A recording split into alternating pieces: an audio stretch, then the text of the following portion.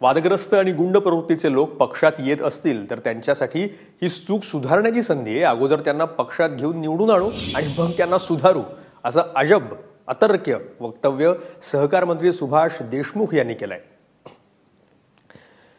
ते आज सोलापुरात पत्रकारांशी बोलत होते। सज्जन विरुद्ध दुर्जन अशी महाभारताची लढाई आहे, यात सज्जनांचा विजय होईल। भाजप मिनी विधानसभेत मुसंडी मारेल असा विश्वास देशमुख यांनी व्यक्त केला। विशेष म्हणजे भाजपनं मुंबई, ठाणे, उल्हासनगर, पुणे अशा सगळ्या शहरांमध्ये अक्षरशः नामचीन गुंडांना पक्षप्रवेश दिलेला आहे आणि त्यांना पवित्र करून घेतलाय। त्यावरून सर्व स्तरातून भाजपवर टीका होते। अशा वेळेस सुभाष देशमुखांनी केलेल्या समर्थनामुळे आश्चर्य व्यक्त होत आहे।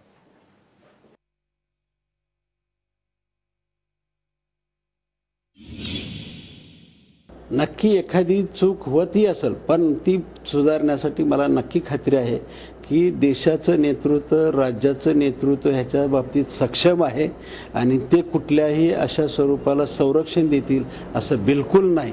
परंतु त्याच्यात सुधारणा करून एक पार्टी ऑफ डिफरन्स जे म्हणताय त्याप्रमाणे नक्कीच होणार आहे। परंतु आत्ता एकच आहे की कुठल्याही परिस्थितीत बदल होणं हे प्रमुख आहे आणि तो बदल झाला की माणसामध्ये बदल करणं हे पार्टीचं दुसरं धोरण।